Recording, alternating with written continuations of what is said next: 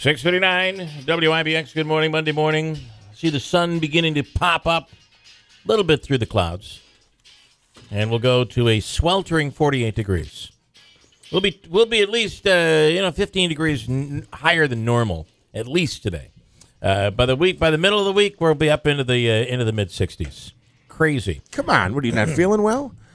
Bill, I'm a just forecast saying, like that? it's beautiful. It's 80 by Friday. That's a good point. You'll be in the pool by this weekend. Well, I might be in the pool this weekend. I will be because there's leaves in there. I got to get the leaves out. Yeah. There's no water in my pool in the wintertime. You have to take all the water out.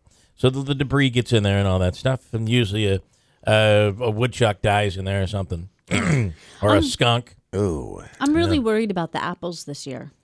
Apples are very important in my family, and I'm worried about the apple crop. I said this to you the other day, and you looked at me like, right, a little early. Whack job. A little early for that. But I got you worried about winter. you're worrying about the apples, which don't come out until the fall, and you're telling me that we're not going to start till 6 a.m. next year at the radio con.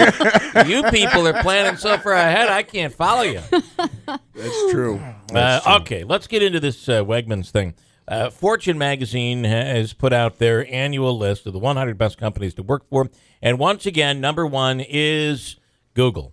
It seems to make it to be number one every year. Equity Insurance, I'm not sure how that's pronounced, is number two. The Boston Consulting Group is number three, and in at number four is Wegmans. So what makes Wegmans so special? I've heard this before that at least in New York State, I believe they'd won the best company to work for in New York State. Yeah, is it wages? Well, they are the best in New York. Is it wages? But it's beyond that. It's I think they have to fill out put together an application, and there's all this different information they have to give, and then Fortune places it into whatever algorithm they have, and Google pops in at number one, and Wegmans this year is number four. But here's what we find out: how they get to number four in the top 100. The average salary for a full-time customer service employee. That's customer service. The average salary is, anybody? $40,000. $884. Average salary for a full-time customer service employee, which works out to just under $17 an hour. The average salary for a store department manager is $62,000, almost $63,000 a year. The company's annual revenue is $7.56 billion. The number of people who work for the company, 44,272. There are 88 stores that the company operates. They're in 6 states: New York, Pennsylvania, New Jersey, Virginia, Maryland, and Massachusetts. 53% of the employees who are female. Among the executives, 26% are female, 74% are male. 64% of the employees work part-time, and 85% of the workers receive health insurance. Part-time employees who work more than 30 hours a week and full-time employees are offered health insurance. They get, now, you ever hear these stories about the grocery store stories where, Joe Blow just got fired.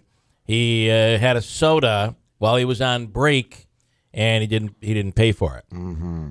You hear that all the time. And, that's stealing, they say, but not at Wegmans. They get a free snack and a free beverage every shift. So what does that cost you to keep employees honest? A couple of bucks. And what it does is you become it's like the Disney thing, I think, where, it's so clean there. A gum wrapper, you put it in your pocket. You would never think, not that I ever throw stuff on the ground anyway, but there are people that might litter somewhere else that they feel really out of place doing it because the place is so clean or friendly and all of that. The point about the snack, though, you're right. It only costs a couple of bucks, but how many employees do they have in one store? You would think at least 100, right? I'm not saying it is something that's inexpensive, but in the long run, it probably pays. Yeah, because they don't steal them. Because people don't steal, and you have a happier employee. Small and token of small appreciation. amount of money. Because really, what does that snack really cost Wegmans? Right. Versus what they would sell it. They get discount ticket sales on all sorts of tickets. Fitness classes are a part of the job, and included is Weight Watchers. So if you want to go to Weight Watchers meetings, your company, Wegmans, will pay for it. Well, here's a great question, and I guess this is a credit to Wegmans. Why can they do it? they can pay their employees $15 an hour in upstate New York, still be extremely successful. If you hear people talk about, and Andrew said before, we need a Wegmans, we need a Wegmans. People are like, it's like a cult following for this grocery chain. It is, and maybe that's because their employees feel ownership. Maybe they feel the employees are happy. I don't know what the magic formula is, but it seems like it's some sort of a magic formula, right? I mean, I don't know how they do it. Meanwhile, you see so many other companies just struggling, and this whole anything higher than the current minimum wage would force them to lay people off.